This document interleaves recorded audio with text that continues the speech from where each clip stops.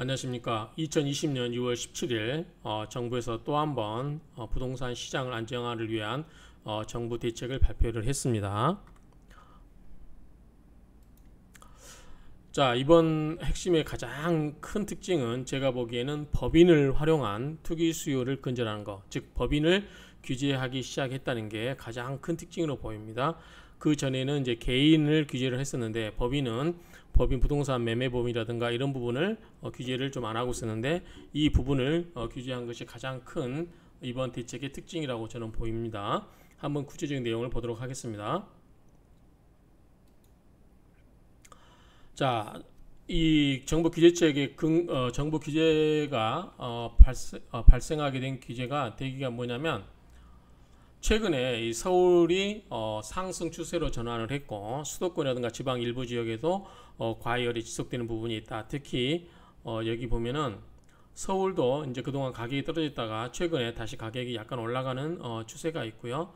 그 다음에 여기 보면은 이제 빨간색이 이거 보시면 됩니다. 2020년도에 보면은 살짝 다시 올라가는 추세. 강남 4구도 마찬가지고요.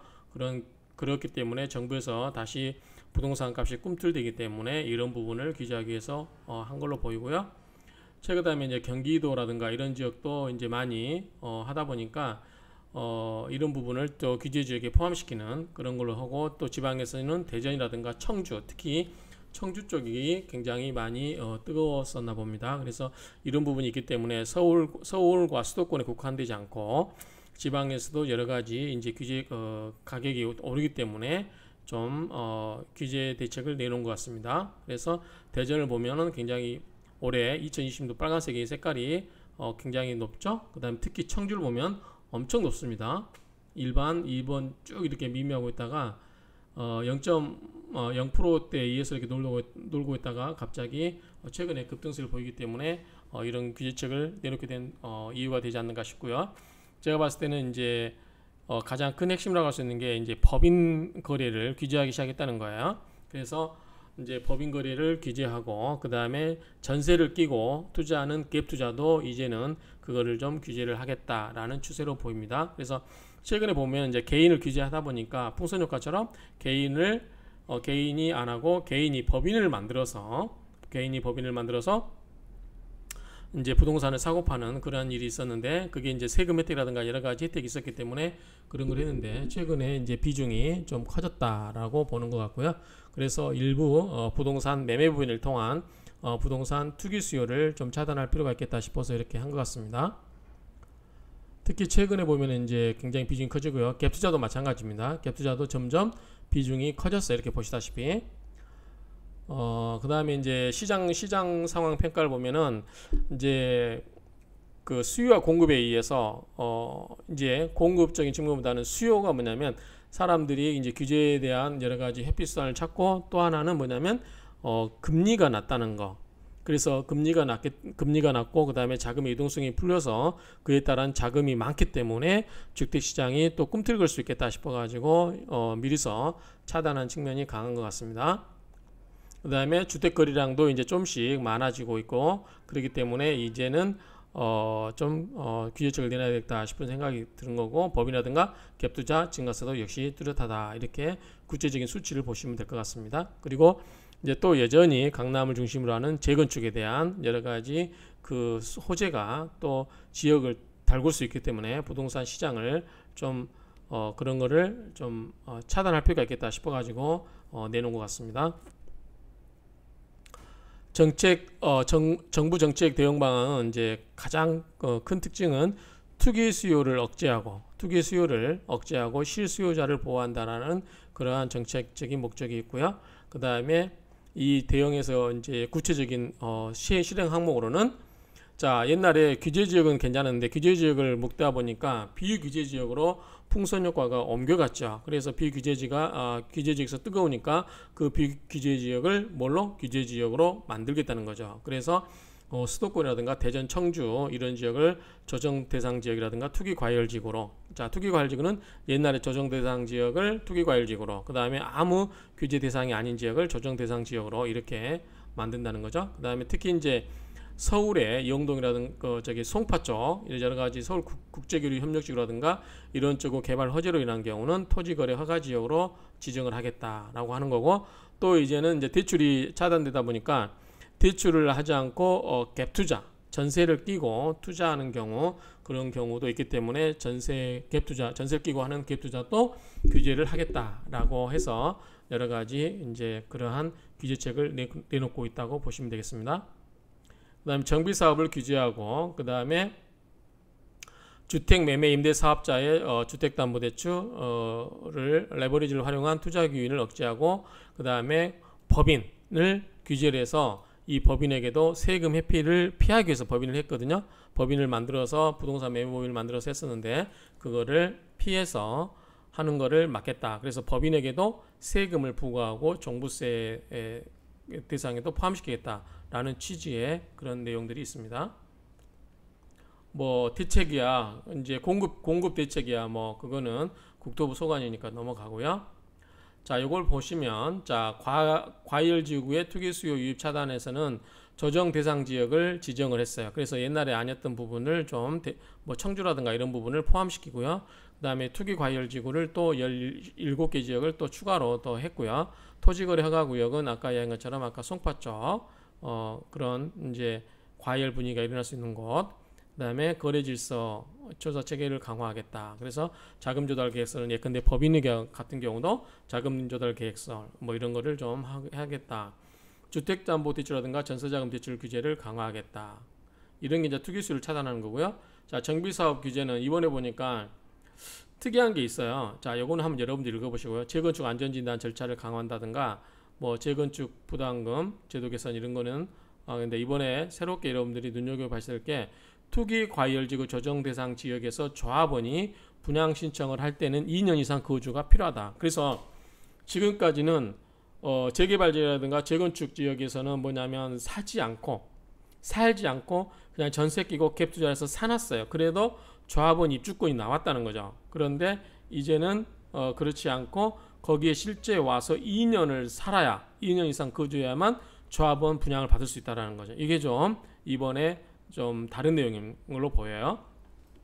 그다음 법인을 활용한 투기 수요 근절인데, 자, 옛날에는 이제 개인의 이런 부분이 개인의 규제를 하고 있었는데 이번에는 법인을 해서 법인이 대출을 받지도 못하게 하고, 그 다음에 종부세라든가 이런 여러 가지에서 세금에 규제를 하겠다라는 거 보입니다. 그 다음에 이제 주택 매매업은 뭐 우리 중개업 같은 경우 다 구청에 등록하고 하죠. 근데 매매업은 등록하지 않고 했었는데 이런 매매업에 관련된 법인도 앞으로는 업종 관리를 하겠다, 이런 뜻이고요. 그 다음에 법인 대상 관련해서 이제 법인용 자금 조달 계획서 이런 거를 좀 법인용으로 따로 만들겠다, 이런 내용들이 들어가 있는 것 같습니다. 그 다음에 주택시장 안정화 뭐 이런 거는 쭉 보시면 되고요. 이제 이거는 뭐 정부에서 입법적인 정비를 서두르겠다라는 걸 보이고, 그 다음에 이제 여러 가지 그 주택 공급 기반을, 주택 공급을 좀 많이 하겠다. 그래서 공공임대주택이 우리 흑석동을 예를 들면 예컨대 비물펌프장에 210호인가 아마 하겠다고 이렇게 들어온 것 같아요. 그래서 이런 내용들이 이제 점차적으로 공급을 확대하는 정책도 같이 아울러서 하겠다라고 하는 내용들입니다. 자, 하나씩 보시면, 자, 첫 번째 주택시장 안정을 위한 관리 방안의 첫 번째, 과열지구의 투기 수요 유입을 차단하겠다. 첫 번째, 조정 대상 지역 및 투기 과열지구를 지정하겠다. 이거는 기존에 아무 규제 지역이 아니었는데 그 지역을 조정 대상 지역이라든가 투기 과열지구로 하겠다. 또는 기존의 조정 대상 지역이었지만 이거를 좀 한 단계 업그레이드해서 규제하기 위해서 투기 과열지구로 간다. 이런 식으로 보시면 될 것 같아요. 그래서 경기라든가 인천, 대전, 청주에 대해서 조정 대상 지역과 투기 과열지구를 추가로 지정한다라고 보시면 되겠습니다. 요 구체적인 조정 대상 지역이라든가 투기 과열지구 요 지역은 나중에 한번 여러분들이 이 표로 보시면 될 것 같아요. 자, 적용 시기는 6월 19일이면 내일 모레죠. 오늘이 6월 17일 수요일이기 때문에 6월 19일 일자로 이 조정 대상 지역 투기 과열지구가 효력을 발생한다. 보면은 이제 조정 대상 지역, 투기 지역, 과열 지역이었는데 기존에 이렇게 있었어요. 이렇게 있었는데 새롭게 이렇게 추가로 하겠다는 거죠. 그래서 이제 서울은 원래 다 기었고요. 경기도는 이제 일부 지역 이렇게 있었는데 전 지역으로 일단 하고 일부 지역은 예외를 뽑아놨어요. 아예 그런 경우는 빼놓고 기본적으로 전 지역으로 확대를 했다는 거. 그 다음에 투기 과열 지구도 경기에서 과천, 성남, 분당, 광명, 하남 뭐 이런 지역에서 뭐 이렇게 여러 지역을 새로도 추가를 했어요. 인천은 없었죠. 인천은 없었는데 인천에 연수, 남동, 서구가 포함이 됐고 인천은 전 지역이 일단은 조정대상 지역으로 포함되고 투기 과열 지구도 인천의 연수구라든가 남동구, 서구 이런 쪽이 포함이 된 것 같습니다. 지방은 옛날은 세종시만 기였었는데 이번에는 대정, 청주가 조정대상 지역으로 가고 대전에서도 동, 중, 서, 유성구, 동구, 중구, 서구, 유성구 이쪽이 이제 서쪽 방향이죠. 이제 이쪽 방향이 다시 이제 투기 과열 지구로 편입이 됐다라고 보시면 될 것 같습니다. 이 표를 보시면 이 표를 여러분들이 이제 보시면 될 것 같아요. 이 그림을 보시면 이제 이 빨간색이 투기 과열 지구, 노란색이 조정 대상 지역인데 대부분 경기도는 다 조정 대상 지역이라고 보시면 될 것 같아요. 일반적으로. 그 다음에 빨간색은 이렇게 보시면 될 것 같습니다. 그래서 한번 여러분들이 이 표로 보시면 될 것 같습니다. 이 그림을 해당되는 지역은 여러분들이 구체적으로 살펴보시기 바랍니다. 이거는 넘어가겠습니다. 이거는 넘어가고요. 위에서 이해 봤으니까. 자, 그 다음에 이번에는 이제 그 지정 효과가 있는데 뭔 효과가 있냐? 첫 번째 이제 대출 규제가 있죠. 자, 조정 대상 지역에서 나 투기 과열 지역은 똑같은 게 가계 대출에는 자 2주택 이상 보유 세대는 신규 주택을 구입하기 위해서는 주택담보대출이 안 됩니다. 2주택 이상 갖고 있으면 주택 신규 구입 자금이 하기 위한 주택담보대출이 안 된다. 1주택 세대도 원칙적으로는 주택 신규 구입을 위한 주택담보대출이 원칙적으로 금지된다. 예외가 있는데 기존 주택 2년이라든가 투기과열지역은 1년 내에 처분, 주택을 처분하는 조건이고 그 다음에 일정한 시간 내에 들어가서 살아야 되는 전입 조건 뭐 이런 경우가 있습니다. 자, 고가주택 9억 이야기죠. 시가가 9억 초과되는 고가주택 구입 시 실거주 목적 제외해서 주택담보대출이 안 된다. 그러니까 자기가 실제 들어가서 살기 위해서는 대출이 되지만 실거주 목적이 아니라 투자 목적일 때는 아예 대출이 안 된다라고 보시면 될 것 같죠. 예외는 자, 무주택 세대주가 구입 후 2년 내에 전입하는 경우 조정지역에서는 이런 경우는 되겠죠. 그 다음에 1주택 세대주가 기존 주택 2년 내 처분 및 전입 시, 그 다음에 투기과열지역에서는 1년 내 전입하고 1년 내 처분할 때만 됩니다. 2주택인 경우 조정대상 지역은 2년 내 처분, 투기과열지역에서는 1년 내 처분, 그리고 전입. 이렇게 보시면 되고요. 자, 금융은 우리가 12, 16 대책 때 9억 이하는 40%죠. 여기 이제 투기과열지역을 보겠습니다. 서울을 중심으로 설명하겠습니다. 조정대상 지역은 이 표를 이 숫자를 확인하시고요. 자, 투기과열지구 서울로 기준하면 LTV가 9억 이하는 40%, 9억 초과는 20%, 15억 이상은 아예 대출이 안 됐었죠. DTI는 40%로 받고 심지어는 이제 그 재개발 지역에서도 이 40%로 해서 이주비도 40%로만 나가고 있죠. 자, 사업자 대출은 이제 LTV가 똑같아요. 앞에 이거하고 이렇게 되고요. 개인, 주택 매매 임대사업자 고가주택 시가 9억 초과에 구입 시 신규 주택담보대출이 금지된다. 그래서 임대사업자 또는 매매사업자 이런 사람들이 9억 이상의 초과주택을 살 때 이럴 때는 신규 주택담보대출이 금지된다. 이렇게 이해하시면 되겠습니다. 그 다음에 주택매매업, 임대업 이외의 업종 사업자의 주택구입 목적의 주택담보대출, 기업자금대출, 신규 취급 금지. 요거는 뭐냐면, 자, 주택매매업이라든가 임대업을 하기 위해서는 대출이 허용, 그 목적으로 하는 법인들은 이게 이제 사업자 대출이 됐어요. 그런데 그 위에 다른 사업을 하시는 사업자가 주택담보대출을 주택을 사기 위해서는 대출이 안 됐었죠. 근데 그런 부분이 이제 그런 내용이고요. 이거는 전에도 나왔었고, 어쨌든 현재는 이제 매매 사업자 이런 경우도 고가주택 구입 시는 신규 주택담보대출이 금지됐다. 옛날에는 주택 매매업이라든가 임대업자는 됐는데, 자 이번에는 이 고가주택 구입 시는 신규 주택담보대출이 금지된다. 이렇게 보시면 될 것 같고요. 그다음에 이제 다주택자는 양도세 중과 장특공 배제해서 2주택자는 10%, 3주택자는 20%. 요거는 이제 양도세 중과한 거죠. 그 다음에 다만 올해 2020년 6월까지는 10년 이상 보유한 주택을 할 때는 중과 배제. 이건 뭐냐면 10%, 20%만 배제해 준다는 거예요. 그래서 장특공을 중과를 배제하고 장특공을 적용해 준다. 그래서 6월 30일 전까지 10년 된 주택을 갖고 있는 경우는, 자 주택이 두 개다.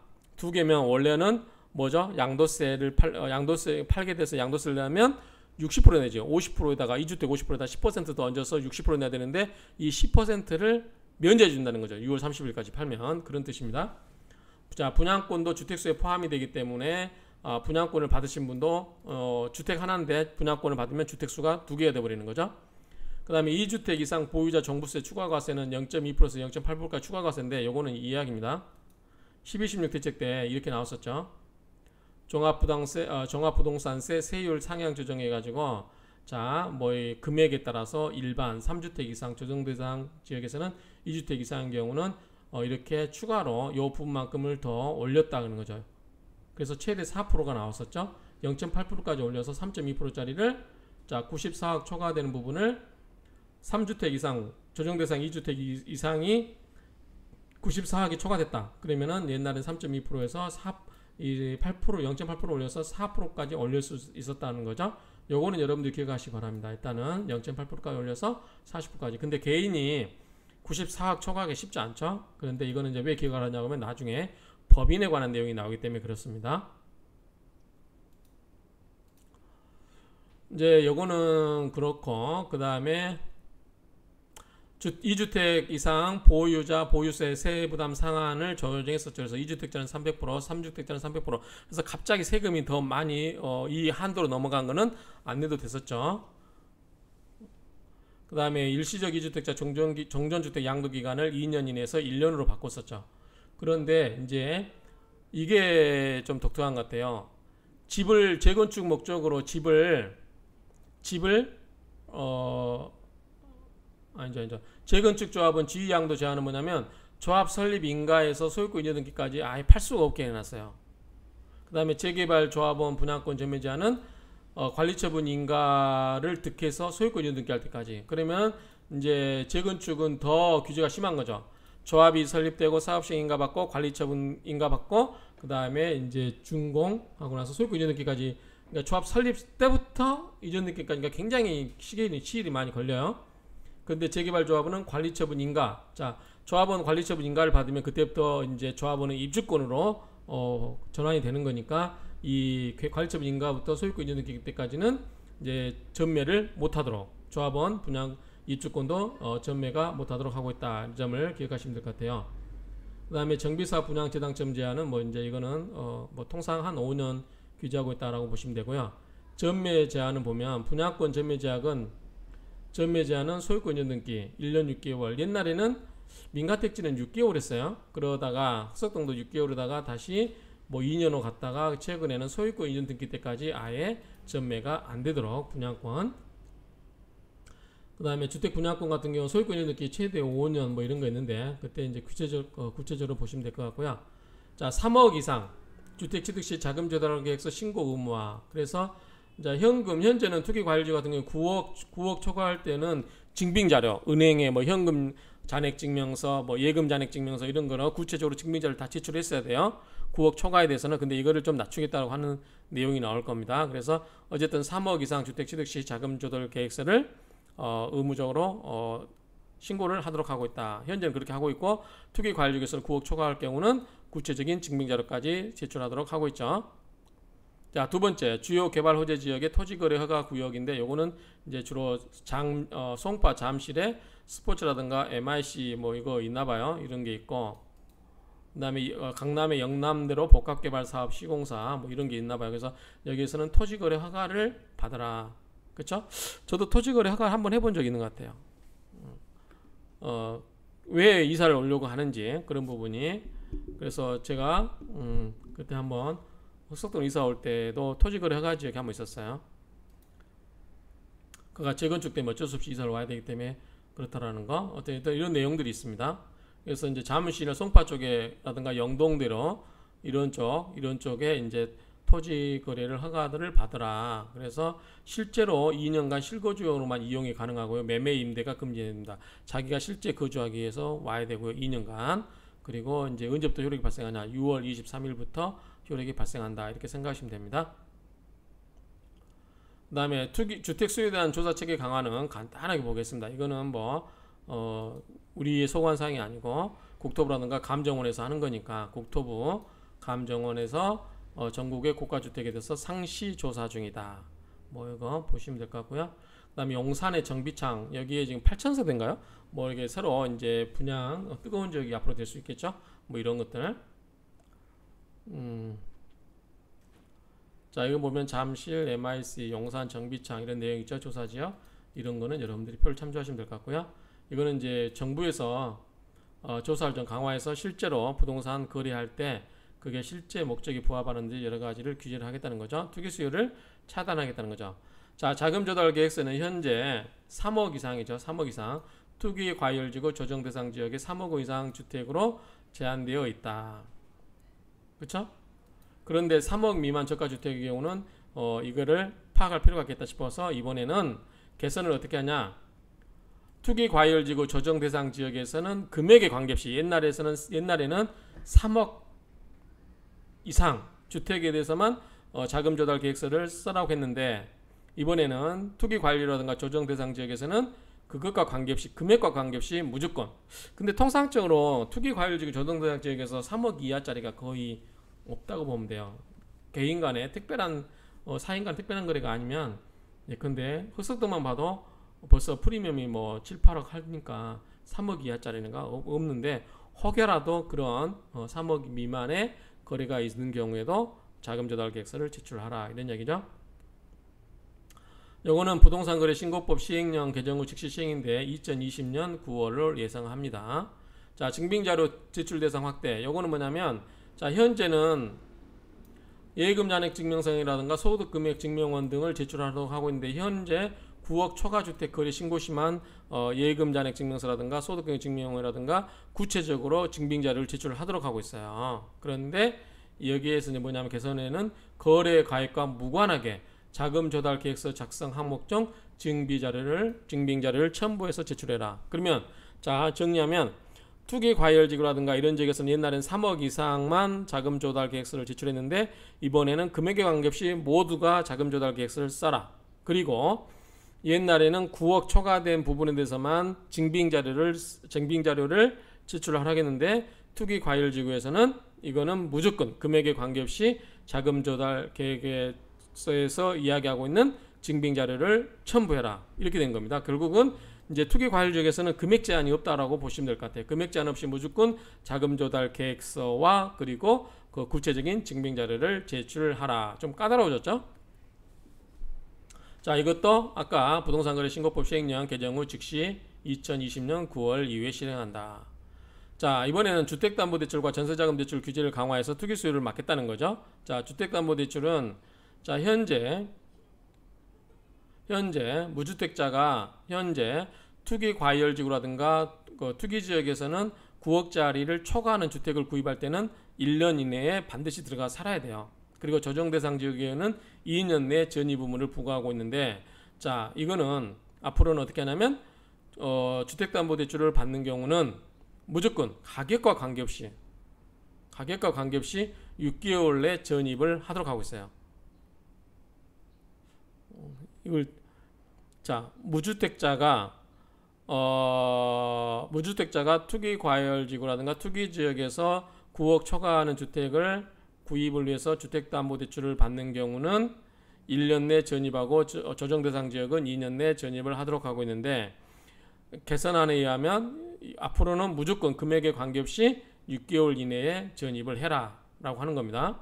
조정 대상 지역 이상에서 6개월 이내에 전입을 해라 라고 하는 거고 자, 이거는 언제부터냐 2020년 7월 1일 얼마 안 남았죠. 자, 근데 여기서 한 가지 재밌는 게, 자, 우리가 그 부동산 하다 보면 가계약금을 쏘는 경우가 있어요. 가계약금.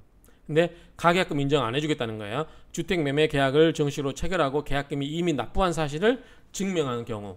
그러니까 가계약금만으로는 안 되고, 자, 2020년 7월 1일 이전에는 상관이 없지만 2020년 7월 1일부터는 반드시 매매계약서, 정식 매매계약서에 그리고 계약금이 실제로 납부이 돼야 된다라고 하는 거죠. 어쨌든 무주택자도 주택담보대출 받으면 무조건 2020년 7월 1일부터는 무조건 6월 내에 이사를 들어가라. 그 다음에 1주택자. 자, 1주택자는 1년 내 기존 주택을 처분하고 신규주택 전입 의무를 부과하고 있고요. 1년 내 투기지역은 조정대상 지역도 2년 내 기존 주택 처분 및 신규주택 전입 의무를 부과하고 있죠. 그런데 개선안에 의하면은 전 규제지역 내 주택 구입을 위해 주택담보대출을 받는 경우 6개월 내 기존 주택 처분 및 신규주택 전입 의무를 부과하고 있다. 똑같습니다. 다만 무주택자는 들어가는 거고 1주택자는 바꾸는 거니까 옛날 주택을 처분하는 거죠. 역시 2020년 7월 1일부터 주택매매계약과 계약금 납부도 동일한 내용이고요. 두 번째, 보금자리론 대상 실거주 요건 부과해서, 자, 보금자리론을 이용해서 차주에게 전입 의무는 부과되지 않고 있었는데 앞으로는 3개월 내에 전입하고 1년 이상 실거주 유지 의무를 부과합니다. 만약에 위반하면 대출금을 회수한다.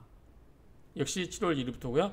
갭투자 방지를 위한 전세자금 대출 보증 이용 제한 강화한다. 자, 현행은 시가 9억 원 초과 주택 보유자에 대한 전세대출 보증 제한을 하고 전세대출 받은 후 9억 초과 주택을 구입 시 대출 즉시 회수, 그리고 다주택자에 대해서는 전세대출 보증이 아예 안 되는 제한되어 있는데 앞으로는 9억이 아니라 얼마? 투기과열지라든가 투기지역에서는 3억 초과 아파트를 신규 구입하는 경우에도 전세대출 보증 제한 대상에서 추가를 했다. 그래서 3억짜리 이상 초과 아파트를 신규 구입하는 경우도 전세대출이 안 된다라고 보시면 되겠죠. 그 다음 전세대출을 받은 후 투기지역이라든가 투기과열지구 내 3억 초과 아파트를 구입하는 경우는 전세대출을 즉시 회수한다. 이렇게 보시면 될 것 같습니다. 적용 시기는 보증기간 내규 개정 시행일 이후다. 자, 주택보증공사 전세대출 보증 한도 축소. 자, 주택금융공사에서는 2억이고요. 그 다음에 주택보증공사에서는 수도권 4억, 지방은 3.2억 이렇게 제한을 하고 있습니다.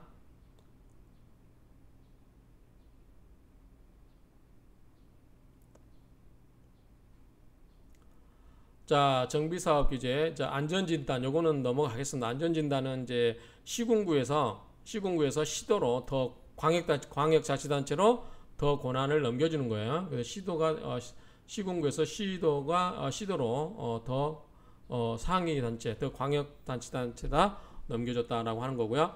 부실 안전진단 기관에 대해서는 제재를 하겠다는 거예요. 뭐 규제도 하고 과태료도 매기고 그 다음에 안전진단 입찰을 제한하고 하기 때문에 그쪽 지역의 그 조합원들이 오원해서 그냥 거기에 입맛에 맞게 안전진단 해주지 마라 이렇게 이해하시면 될 것 같고요. 2차 안전진단 시 현장 조사도 강화하고 뭐 안전진단 자문위원회 책임성 제고 이런 게 있는데 이건 넘어가고요. 자, 요게 중요한 것 같아요.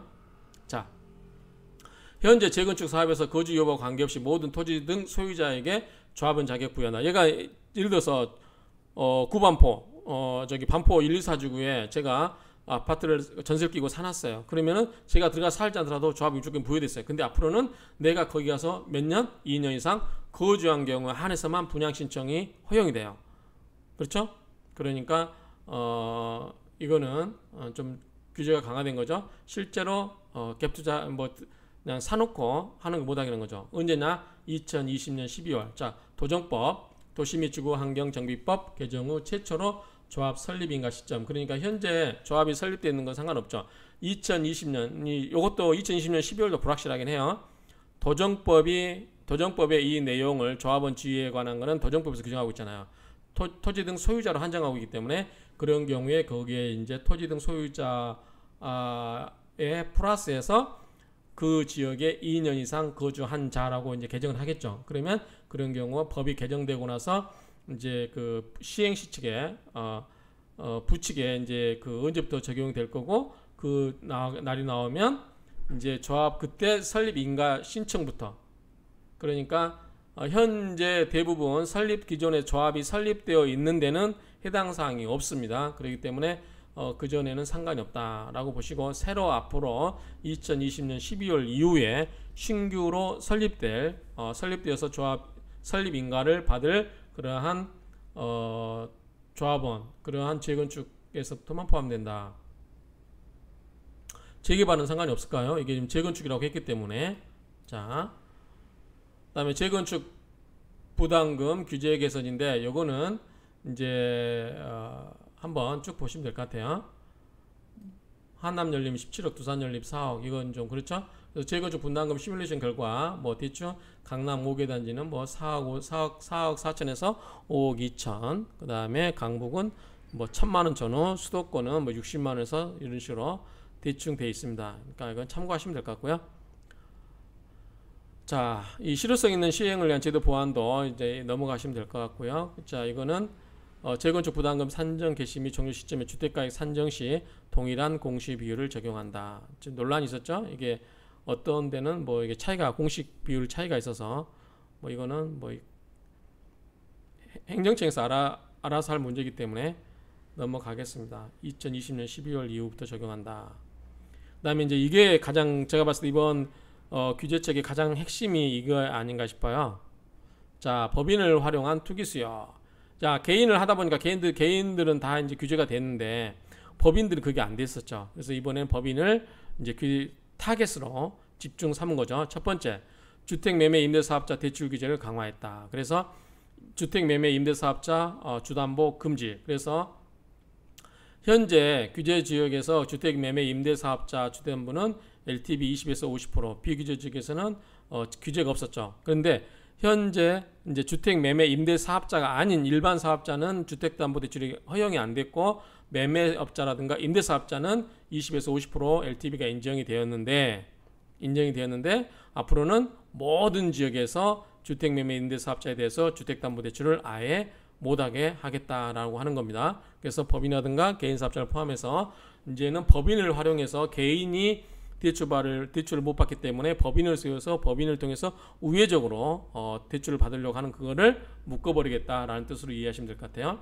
그래서 행정지도 시행 후 신규 대출 신청분이니까 2020년 7월 1일부터 시행할 예정이다 보시면 되고요. 그다음 법인 등에 대한 세제를 보시면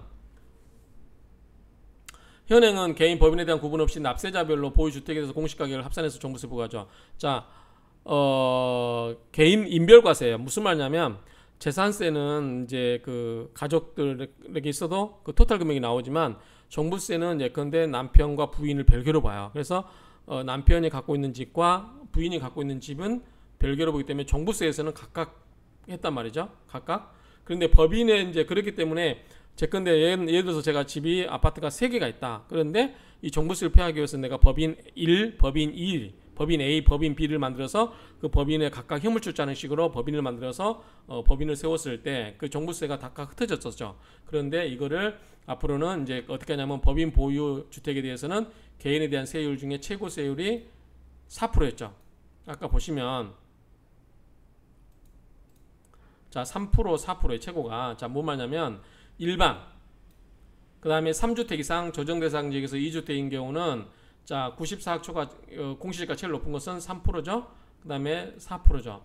그 다음에 여기 이제 여기 올라간 퍼센트가 있죠. 이 퍼센트들 하겠는데 최고 이걸로 법인은 무조건 이걸로 봐버리겠다는 거예요. 법인이 예컨대 공시지가 5억짜리 갖고 있다면 여기에 포함돼서 0.8% 개인 같으면 0.8% 집이 이제 2개 있다 그러면 1.2% 이렇게 될 거예요. 그렇죠? 조정 대상 지역에서 2주택이면 1.2% 하나만 갖고 있으면 0.8% 5억짜리라고 가정을 하면 그런데 이제 초과된 금액이겠죠. 9억 초과된 그런데 9억이나 6억 초과된 주택인데 근데 법인이 보면 무조건 이걸로 봐버리겠다는 거예요. 그러면 굉장히 세율이 높아지는 거죠. 그래서 법인이 개인의 종부세를 탈피하기 위해서 회피하기 위해서 법인을 만드는 것을 규제를 하겠다라는 취지로 이해를 하시면 됩니다. 그래서 3% 4%로 자 1주택 3% 그 다음에 2주택이라든가 조정대상에서 2주택, 그 다음에 3주택 이상인 경우는 4% 가장 고율로 매겨버리겠다라고 하는 겁니다. 여기 있네요. 자, 2주택 이하 조정대상 지역인데 1주택 이하는 3%, 3주택인 건 4%인데 최고 높은 걸로 법인에게 부과를 해버리겠다라고 하는 겁니다. 자, 2021년 종합부동산세이기 때문에 내년이에요. 올해 2020년은 아니고요. 재산세 기준 6월 1일이고 종부세도 6월 1일 기준을 하지만 12월쯤에 나오죠. 후반부에. 그 다음에 법인 보유 주택에 대한 종부세 공제가 6억 원 폐지를 했어요. 자, 우리가 개인의 경우도 종부세가 주택이 하나 있으면 9억이에요. 두 개 있으면은 6억으로 기준하거든요. 그런데 법인은 6억으로 받나봐요. 그래서 이제 현재 부동산 에 대해서 법인은 6억으로 봤었는데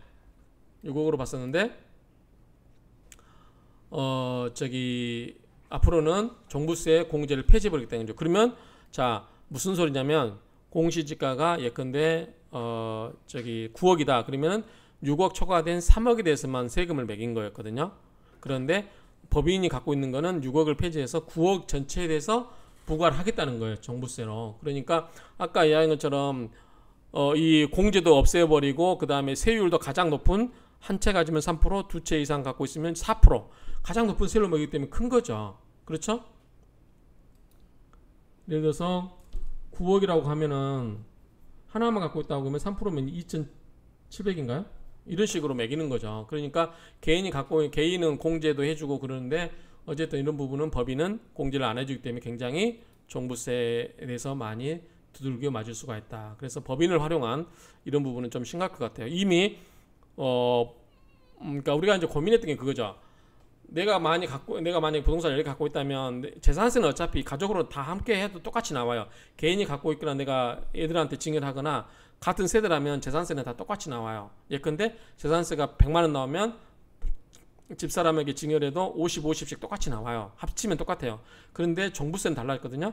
제가 집을 2개 갖고 있으면 제가 6억으로 낮아지잖아요. 그래서 6억 초과된 부분에서 많이 내야 되는데 집을 하나를 집사람한테 증여를 해버렸다. 그러면 집사람도 하나, 나도 하나 하기 때문에 한도가 9억으로 올라갔거든요. 그렇기 때문에 그만큼 세금이 적어졌는데 그래서 이제 그거를 집사람한테 증여 안 하고 법인을 만들어서, 근데 집사람한테 증여하는 거 10년에 한 번밖에 못 하는 거잖아요. 그러니까 그걸 피하기 위해서 법인을 만들어서 이렇게 법인을 쪼개서 했는데 이미 그걸 해놓으신 분도 있을 거예요.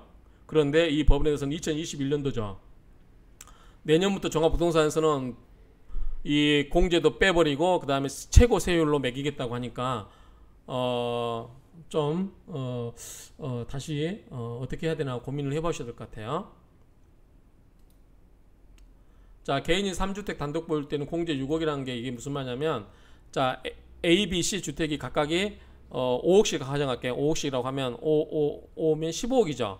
15억에서 공제 6억 빼고 9억에 대해서 종부세를 내는 거거든요. 근데 법인 2개를 설립해서 3주택을 분산해버리면 나 5억, 나승성이라고 하는 개인 5억, 법인 A 5억, 법인 C 5억 각각 분리되기 때문에 종부세를 안 내는 거예요. 왜냐하면 각각 6억이니까. 그렇죠? 그런데 개인 9억으로 올라가죠. 하나 갖고 있으니까. 그러니까 안 냈었는데 이거를 이제 앞으로는 세금을 더 많이 매길 수 있겠죠. 자, 이건 공제 21억이란 말은 무슨 말이냐면, 자, 아까 이야기했죠. 제가 이제 아까는 5억짜리인데 이번에 제가 10억짜리 가정할게요. 10억짜리 3개 아파트를 갖고 있으면 30억이에요. 그러면 제가 개인적으로 3개를 갖고 있으면, 자, 30억 중에서 집을 2채 이상 갖고 있으면 공제가 6억이잖아요. 9억, 한 채만 갖고 있으면 9억, 2개 이상이면 6억. 그러면 30억에서 6억을 뺀 24억에 대해서 세금을 매기거든요. 24억이면 얼마냐면 이거예요. 자, 24억이면 3주택이죠. 그러면 24억이면은 여기에 들어가죠. 그럼 2%면 24억이면은 4,800 정도 되겠죠. 그쵸? 이렇게 되는데, 법인을 세워버린 거 뭐냐면, 자, 나는 그럼 주택 하나 갖고 있으면 9억으로 올라가요. 하나 올라가죠. 그러면 그 다음에 법인을 2개 세워버리면 각각 6억 가버리면은 6억 초과된 부분이 6억 2개 12억에다 9억 하면 21억이잖아요. 31억에서 21억이면 9억이잖아요. 9억. 그렇죠? 9억에 대해서만 세금을 매기는 거예요. 그러면 9억에 대해서 세금을 매기면 9억에 대해서 세금 매기면 구간이 여기잖아요. 1.6% 그렇죠? 1.6% 아니면 1.2%요 구간인데 이제 개정안에 의하면 4%대 또는 3%대 가장 높은 걸로 매기겠다고 하는 거죠. 그러니까 이건 디테일한 거는 이제 나중에 세무사하고 상담하시고요. 어쨌든 법인이 보유한 주택에 대해서는 종부세 공지를 폐지하겠다니까 이건 정말 이 타격이 있을 것 같아요. 언제부터? 내년 2021년부터. 그 다음에 신규 임대사업자, 임대주택에 대해서도 종부세를 과세한다. 현재 법인이 보유한 8년 장기 임대주택 등 종부세 비과세, 개인도 마찬가지예요. 개인도 임대사업자로 등록된 주택에 대해서는 재산세는 좀 약간 감면해 주는 경우가 있고 안 내는 경우도 있지만 감면해 주고 종부세는 안 내요. 종부세는 그러니까 합산 비과세예요. 합산을 안 해요. 그렇기 때문에 이제 종부세 그만큼 혜택이 있었는데 근데 제가 5억짜리 3개가 있었다고 해서 15억이 아니라 5억짜리 하나만 갖고 있는 거예요. 2개가 임대사업자 돼 있다고 하면 아예 종합부동산에서 비과세를 해버리니까. 그런데 법인도 마찬가지 이렇게 혜택을 주고 있었는데 앞으로는 어떻게 된다?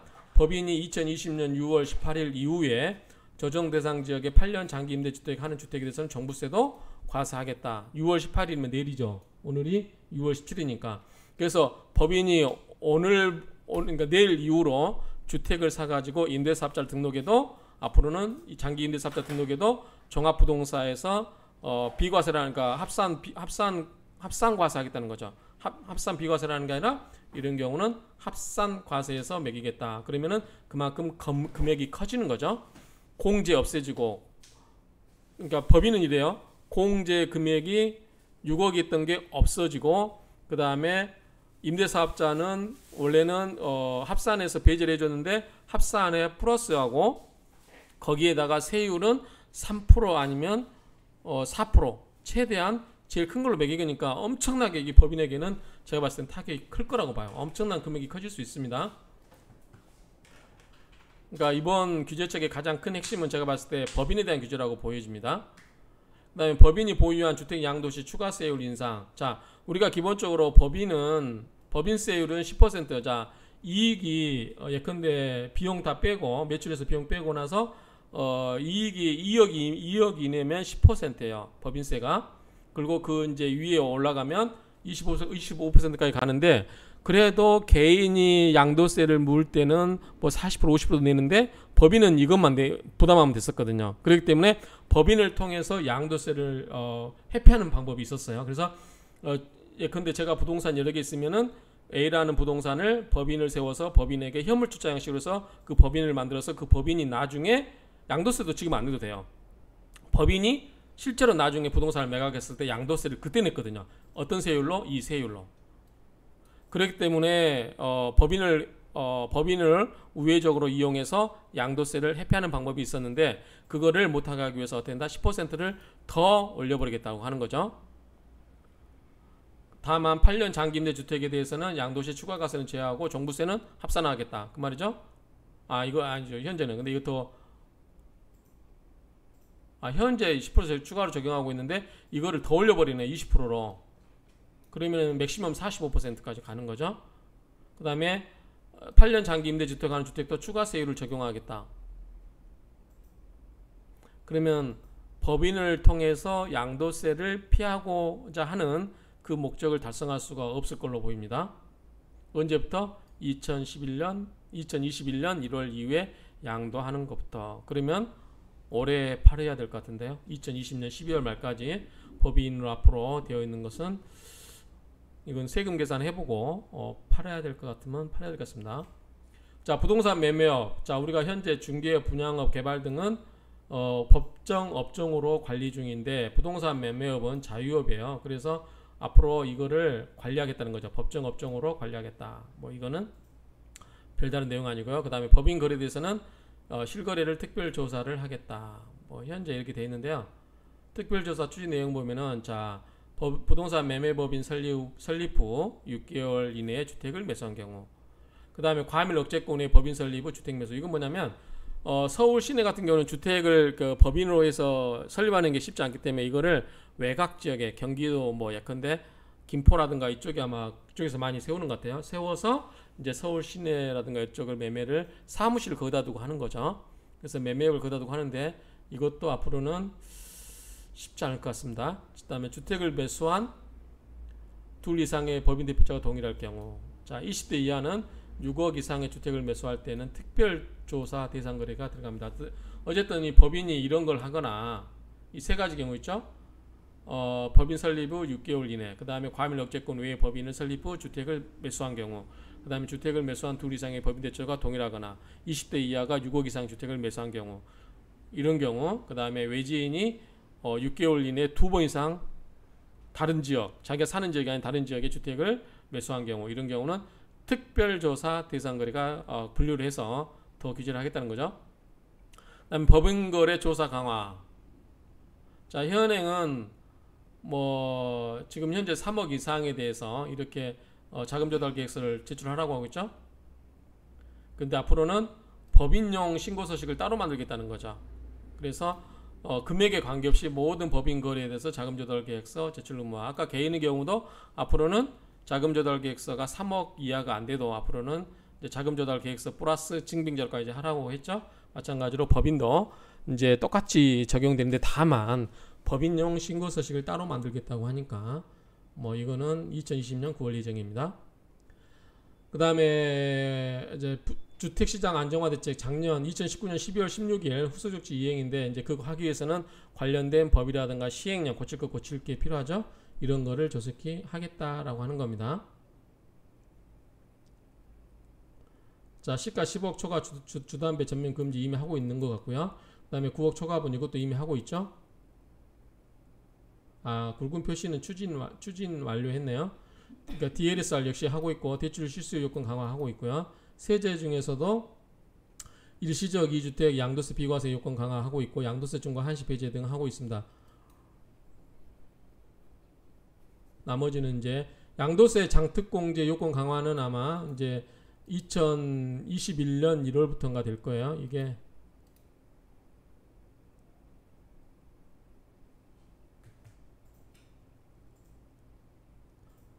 어 1세대 1주택 장기보유 특별공제 거주요건 추가가 이렇게 이제 나눠지잖아요. 이런 부분이 이렇게 나눠진 거 2021년 1월 1일부터 양도부분도 이렇게 나눠진다고 했잖아요. 옛날에 이거를 보유와 거주라는 두 가지 요건을 나누어서 이렇게 한다고 그랬죠. 내년 1월 1일부터 적용됩니다. 그러니까 요거는 아까 제가 말씀드렸고, 종부세율 세부담 상한 인상, 요거는 법을 아마 고쳐야 될 거예요. 그래서 아마 국회가 아마 지난 국회가 폐기되면서 법안이 자동으로 폐기되면서 이제 새로 이번에 국회가 들어서면서 종부세율 이 부분을 아마 법을 세법을 손을 대야 될 거고요. 공가주택 공시가 현실화 이것도 마찬가지일 것 같고요. 양도세 장특공제 요건도 마찬가지일 것 같습니다. 다 법을 세무부과는 법률에 근거해야 되겠죠. 조세 법률주의 원칙상 법을 통해서 해야 됩니다. 그렇기 때문에 세법 관련된 세법을 개정을 통해서만 하기 때문에 그럴 것 같고요. 뭐 분양가 상한제 확대라든가 자금 절저 조사 뭐 이런 거는 뭐 행정에서 하는 거니까 상관없을 것 같고요. 나머지는 넘어가면 되겠습니다. 조치 계획이 있는데 이 부분은 이제 보시면 이렇게 이제 종부세라든가 양도세 강화, 임대 등록 혜택 축소, 불법점의 청약 제한 강화 등 법률 개정 사항을 하반기에 신속히 개정 완료 추진하겠다라고 됐는데, 여기 보면 이제 법률 각 내용들이 있죠. 어떻게 하겠다라는 거. 이 내용들을 이제 법을 빨리 추진하겠다, 법을 통해서 하겠다. 아무래도 이제 민주당이 거대 여당이 됐기 때문에 이제 마음만 먹으면 이런 것들을 빨리빨리 법을 대책을 만들겠죠. 그래서 이런 관련된 법 내용을 일단 법의 내용에 반영을 해야 될 거다라고 생각이 됩니다. 수도권 주택 공급 기반 강화인데 이거는 아마 이제 여러 가지의 새로운 주택을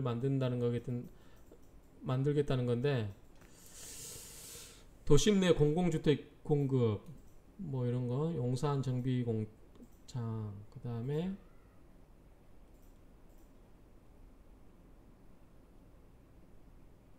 우리 흑석동에 아마 이제 그 비물 펌프장에, 흑석역에 인접해 있는 비물 펌프장에 210호인가요? 210호를 공공임대주택을 만들겠다라고 하는 내용이 있을 겁니다. 여기는 없는데 그런 내용이 있습니다. 그러니까 각각 이제 동네별로 이제 서울시라든가 각 지자체가 보유한 그 토지를 이용해서 그런 거를 만들겠다는 내용들이 있더라고요. 제일 큰 데가 아마 용산 같아요. 8,000세대인가? 정확히 기억은 안 납니다만 굉장히 큰 세대가 됐고요. 흑석이 210세대, 다른 지역이 뭐 몇 개, 한 열 몇 군데가 있었던 것 같아요. 근데 호수가 적은 데도 있어요. 많지는 않고. 그건 한번 여러분들이 신문기사 검색해서 보시고요. 자, 향후 추진 일정, 요거는 이제 저희가 관심 가질 건 이거예요. 이거 적용 시점이 언제냐. 자, 조정대상 지역 투기관리지구 지정은 6월 19일, 토지거래 허가구역 지정은 6월 23일. 그 다음에 자금조달계획서 제출 대상은 아까 그 다음에 자금조달계획서 뭐예요? 이거는 부동산 거래에 관한 거죠. 이거는 시행령을 고치겠다는 거죠. 부동산 거래 신고법 시행령. 그래서 2020년 9월이고 그 다음 시행령을 고치는 거니까 크게 어렵진 않아요. 그래서 9월부터 적용할 수 있을 것 같고요. 그 다음에 이제 주택담보대출이라든가 전세자금대출은 은행을 쪼이면 되는 거죠. 이거는 금융위, 금감원, 뭐 그 다음에 여러 가지 금융기관에서 하기 때문에 뭐 빨리 적용되네요. 7월 1일부터.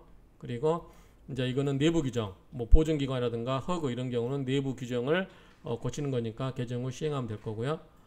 그 다음에 이제 정비사업 규제는 이제 안전진단 이런 건 도정법이죠. 도정법. 그 다음에 거주 요건을 갖춘 조합원의 분양 신청 허용, 이것도 도정법이죠. 아까 토지 등 소유자, 그래서 주택을 살지 않으면서 그냥 사놓다가 나중에 입주권을 받았는데 앞으로는 이걸 못하고 그 지역에 들어가서 2년 이상 거주한 토지 등 소유자에 한해서 분양 신청할 수 있도록. 그렇지 않으면 청산 대상이 돼버리면은 그냥 사놓고 들어가지 살지 않으면 나중에 독박 쓸 수가 있습니다.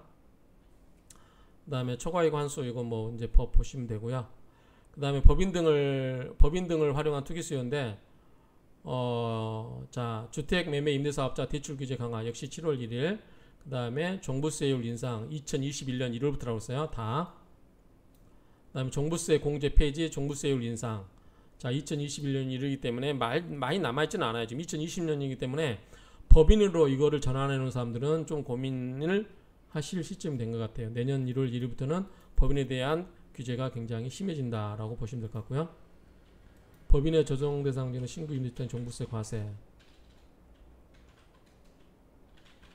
자, 이거는 내일 이후로 아까 말씀드렸죠. 법인이 내일 이후로 주택을 사가지고 임대사업자로 한 경우에 이런 경우에는 종부세에 대한 과세가 옛날에는 없었는데 이제 종부세 합산 배제를 해줬는데 이제 합산하겠다는 거죠. 그 다음에 그 주택 양도시 법인이 갖고 있는 주택을 양도할 때 추가세율 인상. 그 다음에 이거는 내년 1월 1일, 내년 1월이고요. 그 다음에 매매업 관리는 올해 12월. 아니, 이거는 내년 12월이네요. 그 다음에 법인거래 조사 강화는 9월부터. 자, 결론적으로 간단하게 하면 거래 신고 등과 관련된 거는 2020년 9월. 왜? 부동산 거래 신고 등에 관한 그 법을 시행령을 고치면 되기 때문에 그거를 똑같이 9월로 보면 되고요. 그 다음에 대출 규제에 관한 부분은 이거는 뭐다? 7월로 보면 돼요. 2020년 7월. 왜? 금융기관에 대해서 이거는 뭐 법이 필요한 게 아니기 때문에 적용하는 게 되기 때문에 7월로 보면 되고, 그 다음에 법인에 관해서는 이제 이거는 종부세법이라든가 이런 거 시행령을 고치고 해야 되기 때문에 법을 고치는데 시간이 걸리기 때문에 이제 내년 2021년 1월부터 이런 식으로 법 개정하는 거는 내년 1월 이후, 그 다음에 시행령은 9월 이후, 그 다음에 내부 규정이라든가 간단히 할 수 있는 거는 7월 이후 이런 식으로 간단하게 정리하면 될 것 같습니다. 그래서 이상 이제 이 보도 자료에 의하면 이런 담당하신 분들이 있기 때문에 궁금하신 거는 저에게 전화하지 마시고 이 담당하신 분들에게 전화해서 직접 물어보시면 좋을 것 같습니다. 이거는 여러분들이 참조하시면 될 것 같고요. 아무튼 이상으로 마치는데 이번에 옛날에 뭐 대출 규제 지역을 확대한다든지 전세자금 대출이라든가 대출 주담보 대출 규제라든가 이런 거는 우리가 이미 익히 알고 있는 거예요. 그래서 제가 상담 많이 받았던 게 하나가 이제 법인을 활용한 거. 저도 고민을 했었거든요. 법인을 활용해서 뭔가를 피해가 가보면 어떨까라고 해서 그래서 저는 근데 그거를 체크하지 않고 매매를 그냥 매도를 하려고 했다가 증여하는 방법으로 이렇게 했었는데, 어쨌든 법인을 우회 수단으로 하려고 했던 분들은 다시 여기 규제에 법인을 규제하면서 여기에 걸려버렸다고 생각이 됩니다. 그렇기 때문에 이제 이런 부분은 앞으로 법인으로 전환해서 뭔가를 해보겠다고 하신 분은 더 종부세 유율도 커지고, 그 다음에 공제도 없어지고 하기 때문에 개인보다 훨씬 더 메리트가 없다고 보시면 돼요. 그러니까 그런 부분을 고려하셔서 잘 현명하게 세택하시면 좋을 것 같습니다. 이상으로 2020년 6월 17일 정부 부동산 규제 대책에 대해서 한번 살펴보았습니다.